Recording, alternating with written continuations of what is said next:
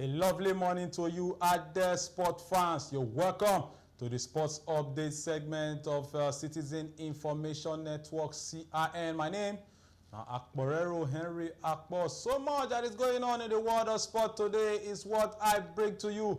Yes, so the 2019 African Cup of Nations is heating up right there in Egypt. And we saw Group A and Group B in action yesterday. And today, the remaining part of Group B and, of course, Group C, then go still take into stage today because the likes of Sadio Mane and Riyad Mahrez, then will clash today as Senegal. We take on Algeria. That one, we will move from there and also analyze Super Eagles' victory yesterday against Guinea. And, of course, talk to our reporter right there talking about the person of Kelechi Nkoro when he did Egypt as he go to give us update what did happen for inside the Pharaoh land. And then from there we will move into the world of the women football as we shall be giving you the quarterfinal fixtures for the ongoing FIFA Women World Cup that is taking place there in France. And from there, we will enter Copa America as we shall be looking at the quarterfinal fixtures, of course, for the Copa America there in Brazil. The likes of Argentina with Lionel Messi, Uruguay with Luis Suarez, El Pistonero, and of course, all the other ones there, Radamel Falcao. We go see all of them in action very soon. And then finally, we shall be looking at transfer news, all the latest news when it be say Ideshale for inside the world of sport as many players that they make the transition from one club to another. Guys like Paul Pogba, Neymar Jr., Romelu Lukaku, and many more. All this one and many more on the gist when it be say we're going to talk about on the program. Don't go nowhere. I'll take this short break, and when I come back, we go enter the matter proper.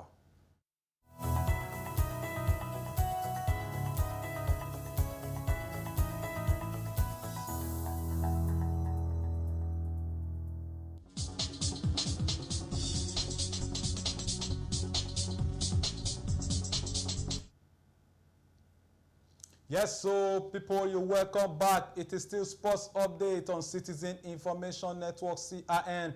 We are going to start with the AFCON 2019 holding right there in Egypt. As yesterday, we saw Group B and Group A in action yesterday. We saw the Super Eagles of Nigeria tackling Guinea. And the Super Eagles coming out victorious in that game. 1-0, courtesy of goal from Chelsea defender Kenneth Omero. Yes, a very big one there. And that goal, that victory actually sealed the place of the Super Eagles as the first team to qualify for the round of 16 in the ongoing AFCON tournament right there in Egypt. And in Group A, we saw last night Uganda tackling Zimbabwe, and that match ending in a goalless draw. And of course, host Egypt taking on DR Congo with a match ending 2-0 from courtesy of goals from El Mohammadi and the Champions League winner himself, the Liverpool mass man, talking about no other person than Mohamed Salah. Yes, so according to what we see, that win for Egypt also booked their place in the round of 16 with 6 maximum points from 2 games. And we now see Zimbabwe with a point, Uganda 4 points, and DR Congo with Yannick Bolasie 0 points. From there now we'll move to Group B as Nigeria, with courtesy of the goal from Kenneth Omero. Nigeria now we don't move enter the round of 16 and first position. Now in Nigeria, the other results from inside the group after Nigeria beat Guinea today, we see Madagascar tackling Burundi. Yes, that will be their second match to know what will happen. Who will take second position and, of course, third position respectively. Apart from that, we'll move to Group C. As Group C, Senegal, the Teranga Lions, they shall be taking on Algeria. That match is actually a semi-final or a final fixture because the array of stars in that game not be smarting. Guys like Riyad Mahrez, who see Riyad Mahrez, the man from Manchester City, and of course Sadio Mane. Yes, so Keita Bade, all for Senegal, and many players. Guys like the Everton man. Of course, with the Everton midfielder, we go still see him for inside that one. Yes, so every other player for Africa, we go see them, all the good ones there from Senegal, and of course from Algeria. And not only that, the final group game, yes, the final match in that group shall be taking place between Kenya and Tanzania, and that match will come up by 9 p.m. Nigerian time. So a lot of match-watching fixtures for this AFCON 2019. A lot of array of stars all the way. All our boys, when they say that they play for Europe, we go see all of them, and they've been giving us good football all through this tournament, and we hope say they will give us more. We shall link up with Kelechi Nkoro over there in Egypt as soon as we can get him on the phone to tell us more about the Super Eagles, our training, the preparations, the results, the reactions after we qualify, because in did there to see every as the jubilation, as the gyration, as it happen. What happen? Why they not pay them their bonuses? All those one and many G's. When you say Kelechi, you go they give us, but immediately we connect with Kelechi, you go see that one live, and then we go talk to Ram for there. We'll take this short break, and when we come back, we shall be looking into the world of football as it concerns women, because the FIFA Women World Cup there in France is taking place, and the quarterfinal fixture. Now him the day from there, we'll see Dab enter the area when it be say it concerns Copa America, holding right there in Brazil.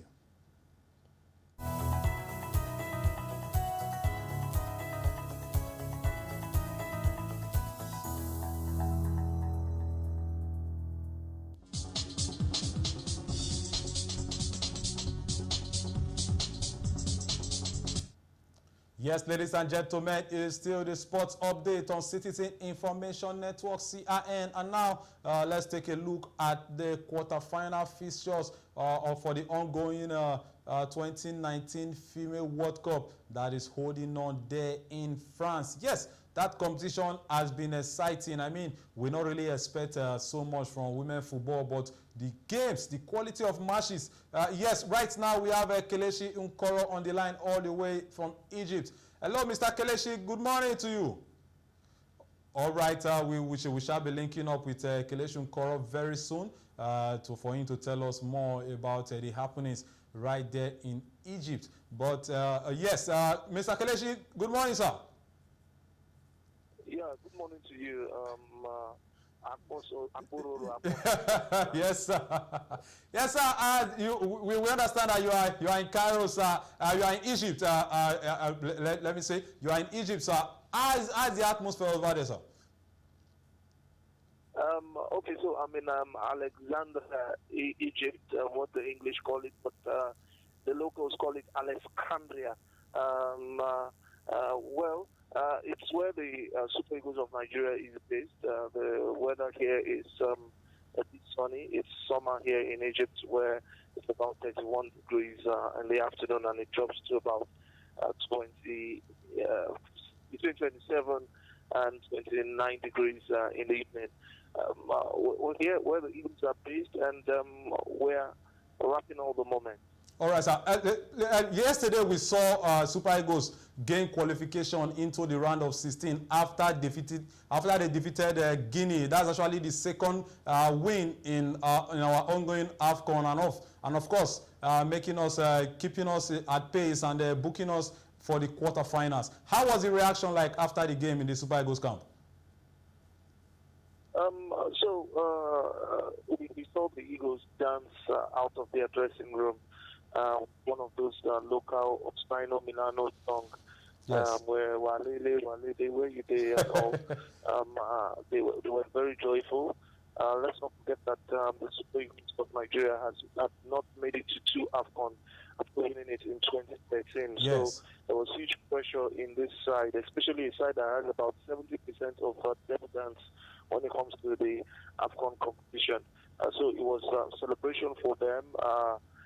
The coach talked about a lot of troubles they've had in their preparation, sickness, the heat, and also what we saw before that game where they went on strike due to lack of payment of their bonuses from the NFF. So it was joyous for them. They felt they've proven to Nigerians that money is not a motive for them to play for the country, but that they would have preferred the NFF kept their promise of paying their bonuses. So it was joy, celebration. Just a few minutes ago, I just left the training. They call it the recovery section for a lot of these players who played yesterday. The guys who played yesterday and came off the bench that played enough time yesterday had to go to the gym to do some recovery, while the guys who were on the bench had a serious training where we saw the likes of Osimhen score, Chukwueze also get a goal.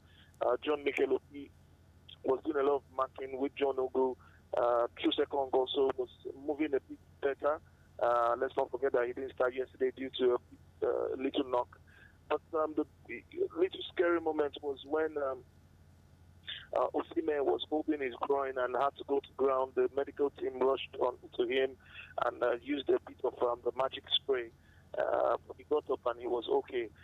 That's just how it is now. The team are back in their hotel, and I think they will be having lunch as I speak to you now. Okay, yes. During yesterday's games, prior to kickoff, we saw the team sheet, and in that team sheet, the captain, John Obi Mikel, wasn't included. Also, Chukwueze wasn't in the starting lineup. Now, from a tactical point of view, and from the professional point of view of Mikel Obi, how was the body language like in the dressing room that these key players they didn't start? Well, John Mikel Obi doesn't seem to be worried about it. He was the first to come out of the dressing room, and when a lot of journalists tried to speak to him, he said, "What do you really want me to say? I didn't play in this game." Laughing though. I think it's better you speak to the guys who really did the work to qualify us to the next round. I don't want to be talking for the guys who have done the job. So he was happy. In training today, his attitude was really positive. He's the captain of the side, spoke to the team after training. Nothing really negative from him. Samuel Chukwueze would always know that he's a young lad, so I think he also would want to have a bit of minutes, which he did yesterday. I'm not sure if he's fighting for his starting shirt as we speak. I think for him, he's happy that he's a part of this squad. And also, no really negative. I think the squad is unified. I think they have one goal, which is to make Nigeria proud the best way as possible. For John Mikel Obi, there are rumors about this being his last. So for him, it's just about giving the best he can. All right, sir. Thank you very much, sir. We hope to speak to you subsequently as the tournament progresses. Yes, and I hope to be a part of this. Please tell Tweety Ayena11 to send me my check. That's all I just want. Okay, sir.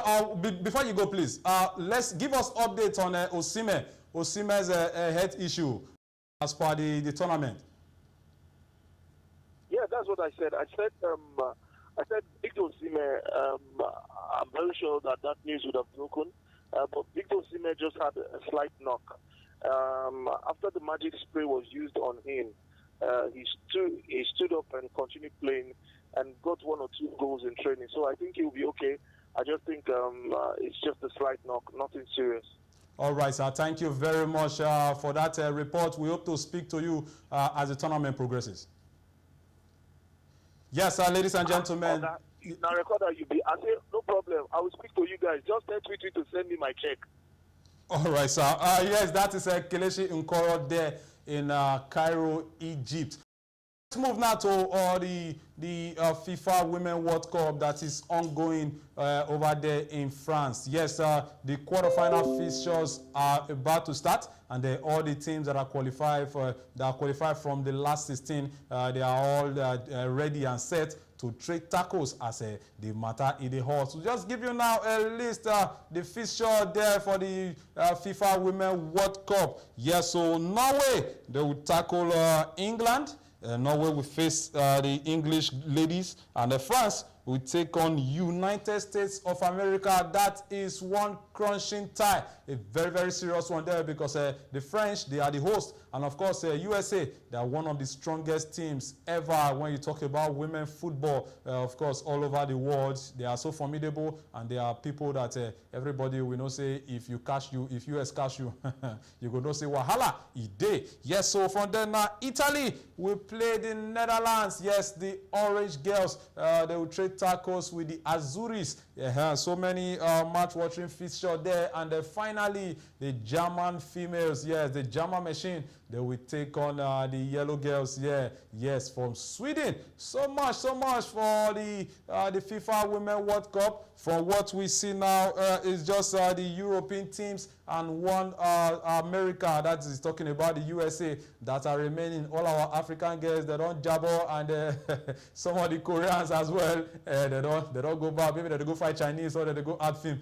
We don't know how that one. We don't know how they go back to their former work. Yes, so according to us, the matter they hot. Yes, we'll move now straight to Copa America, as it is going on over there in the continent of South America. So many match-watching fixtures. Yes, the likes of El Pistonero, Luis Suarez is on fire. The man from Chile, the man that they call Alexis Sanchez, yes, is also on fire. Lionel Messi is doing his best to lead his people to the promised land. And also, we have guys like Brazil without Neymar. Yes, Philippe Coutinho is actually stepping into the fore with the ever flamboyant Bobby Firmino doing his work as well. For the quarterfinal fixtures today, we shall see Brazil take on Paraguay. Yes, so Paraguay, that strong team, yes, that boasts a lot of good players. Brazil will take on Paraguay 8:30 p.m. And tomorrow, Venezuela will take on Argentina. Yes, a relatively not so difficult fixture for Lionel Messi and co. We hope they go turn up. May they not go deal with them personally for inside that matter. And still on tomorrow, June 28th, we shall see Colombia take on Chile. That match actually promises to be a cracker, because these are two teams that are favorites to win this tournament because of their pedigree and the kind of players that they have. You know, Colombia, they boast the likes of King James Rodriguez, Radamel Falcao, Duvan Zapata, guys like Yeremina, Davinson Sanchez, all of them there, yes. So they are good players for Colombia. And Chile, guys like Arturo Vidal, Eduardo Vargas. Yes, we'll see all those guys there for Chile. Mouth-watering and promising tie there, yes, for that one. And finally, Uruguay, the team that possesses the likes of Edison Cavani and Luis Suarez, they will trade tackle with the Peruvian. Yes, so with their captain, Guerrero, they're leading Peru. Yes, so ladies and gentlemen, we will move now straight to transfer news. But before that, we'll take this short break, and when we come back, you will know where all the players, whether they go, and the ones when they say your club, they won't sign.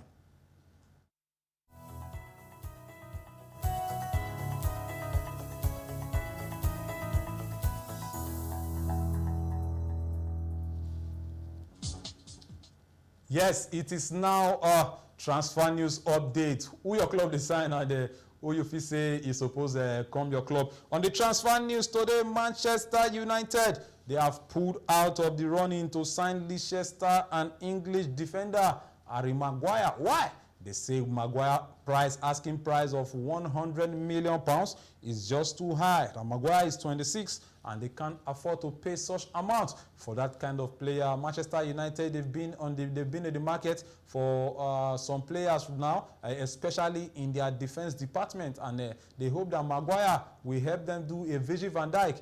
Yes, just what Van Dijk did for Liverpool. Manchester United, they are hoping that Maguire can do that, but they've pulled out of the race because they think the money is just too much for a 26-year-old English international. From there now, we will move now straight as Spain. Arteta has been backed to take on the Manchester City manager's role when Pep Guardiola leaves the club. That's according to the Evening Standard. Yes, so Mikel Arteta, the former Arsenal midfielder, has been tipped to take over from Pep Guardiola after Guardiola leaves Manchester City, because we hear that Guardiola is already planning a sabbatical again, or is planning to move elsewhere very soon after his Manchester City's contract expires. So Arteta learning his trade after coming in as Guardiola's number 2. Let's hope that he can work his magic, and we'll get more on that. Burnley boss Sean Dyche is also on Newcastle's radars, but the Magpies would have to pay the Clarets a £10 million compensation fee. That's according to the Daily Mail. Yes, so Burnley coach Van Dijk, the ever-strong and resilient tactical Sean Dyche is on the radar of Newcastle United. That's after the departure of Rafael Benitez from the helm of affairs right there at the Tyneside club. From there now, we will move straight now to Inter Milan, as Inter Milan are preparing a deal for Manchester United striker Romelu Lukaku, which involved the 26-year-old Belgium international on loan for 2 years at a cost of £9 million and an obligation to buy him at the end of that period for £53.8 million.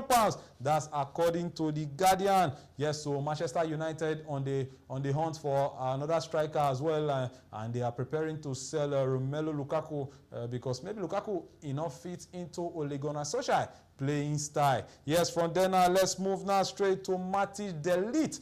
As Ajax centre-back Matic De Ligt has accepted a contract offer from Juventus, who will now hold talks with his club to try to agree a deal worth £17 million for the 19-year-old. However, Paris Saint-Germain have still not given up on signing the Dutch international. Yes, so Matic De Ligt, one of the hottest property in the transfer market.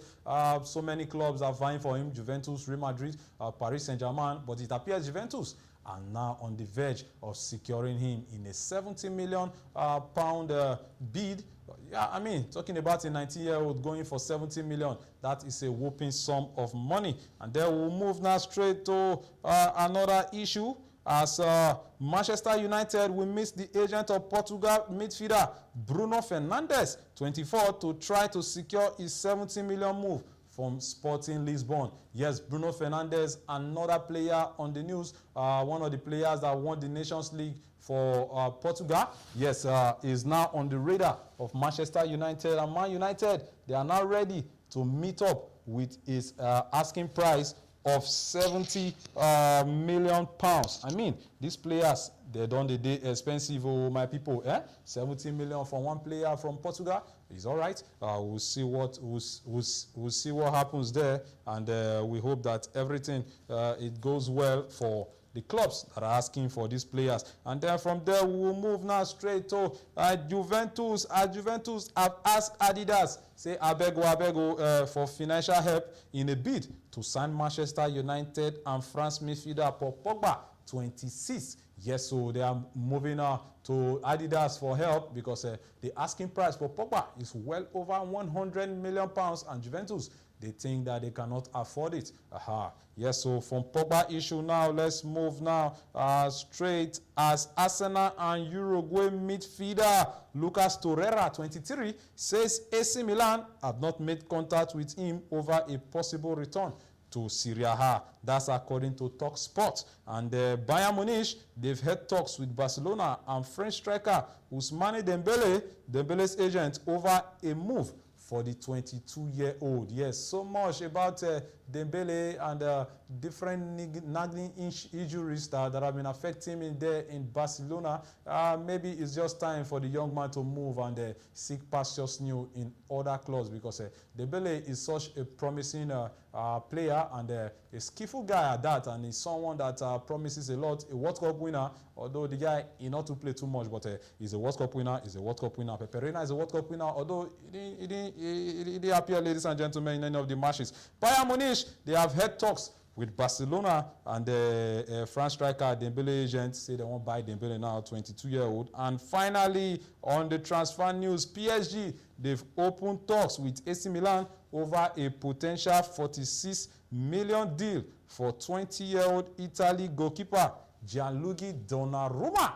Yes, so Donnarumma, the man that has been tipped to replace Gigi Buffon, yes, right now is on the radar of PSG. $40 million deal for the 20-year-old. I'd say that is a nice package, because Donnarumma, of course, is a very good goalkeeper, and he's young, he's strong. He started up as a very young boy, and right there since for his days in AC Milan, he has been keeping from the age of 17, and now he thinks it's time to move, at least Other clubs think that Donnarumma can replace a big lad at that. Is very big and a very commanding and imposing figure on the goalpost. Let's just hope and see that things will change and we'll get to give you more on that Donnarumma issue. Ladies and gentlemen, that is it on Sports Update today on Citizen Information Network. Thank you so much for staying with us. We've talked about the AFCON 2019 fixtures and results. We talked to Kelechi Nkoro right there in Egypt. And of course, we also looked into the Women's World Cup that is going on, the quarterfinal fixtures, and the Copa America in Brazil, the quarterfinal fixtures as well, before we touched into transfer news. Join us tomorrow for another fresh package as we shall be here to give you more. But before that, 4 p.m. shall be time for news updates for Pidgin English as I go there, they knock you all the akpako as they hot for Pidgin story. Don't forget to follow us on our social media handles. We're on Twitter, we're on Facebook, we're on Instagram at CIN Niger. Our YouTube channel at CIN Niger. Make sure you subscribe, and of course our website is www.cinnigeria.com. Ladies and gentlemen, that is the package today. Immediately after the news by 4 with me, Badmus Olatunji will come with trending issues. Make sure you did it to know what they happen for social media, what people that they talk concerning different issues. Thank you very much. My name is Akporero Henry Akpos.